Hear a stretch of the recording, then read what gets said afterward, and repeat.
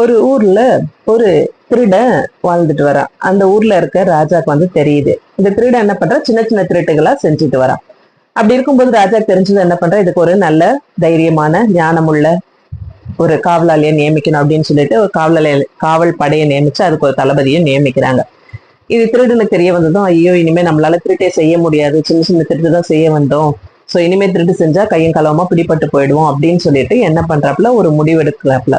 சரி, நம்ம இன்னைக்கு இரவுக்குள்ள மொத்தமா நகையை திருடிட்டு இந்த ஊரை விட்டு ஓடி போயிடணும் அப்படின்னு சொல்லிட்டு முடிவு பண்ணி ஒரு போலி சாமியார் வேஷம் போட்டு அந்த கோயிலுக்குள்ள போயிட்டு அந்த கோயில்ல இருக்கிற நகைகளை எல்லாம் திருடிட்டு என்ன பண்றான், அந்த ஊரை விட்டு வந்துட்டு இருக்கும்போது வழியில ஒரு ஆலமரம் பார்த்து ரொம்ப களைப்படைஞ்சு அப்படியே படுத்து தூங்கிடுறாப்புல. அப்ப பார்த்தா அது ஒரு விழிச்சு பார்த்தா அது ஒரு கிராமம். அங்க இருக்கிற மக்கள் எல்லாம் பார்த்து, ஐயோ யாருன்னு தெரியல இந்த சாமியாரு அப்படின்னு சொல்லிட்டு எல்லாருமே என்ன பண்றாங்க, ஒவ்வொருத்தரா வந்து பார்க்க ஆரம்பிக்கிறாங்க. அந்த கோவில் நகைகளை வித்து ஒவ்வொரு நாளும் வந்து சாப்பிட்டுட்டு வரான். அது போக நிறைய மக்கள் வந்து அவனை பார்த்து அவங்க கிட்ட நிறைய பரிசு பொருட்கள் கொடுக்குறாங்க. ஸோ இந்த விஷயம் வந்து அந்த தளபதிக்கு ஒற்றர்கள் மூலமா தெரிய வருது. தெரிய வரும்போது கண்டிப்பா அது அந்த திருடனாதான் இருக்கணும் அப்படின்னு முடிவு பண்ணி தீர்மானம் பண்ணி என்ன பண்றாங்க, எல்லாருமே அங்க போறதுக்கு முடிவு பண்ணி அங்க வராங்க.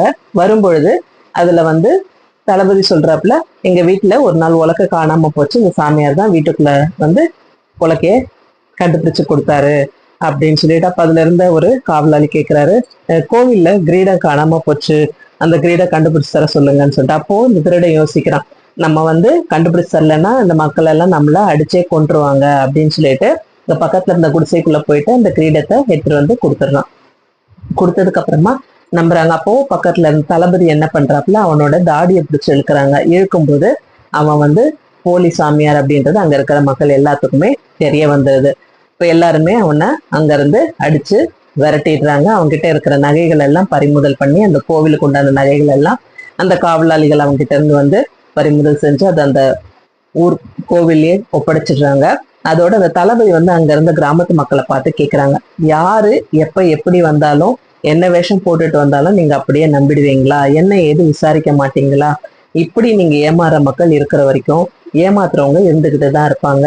இனி எந்த ஒரு போலியானதை பார்த்தோம், யாராவது முன்பின் அறிமுகம் இல்லாத நபர்கள் வந்தா அவங்கள விசாரிக்காம நீங்க எதுவுமே அவங்களுக்கு செய்யாதீங்க.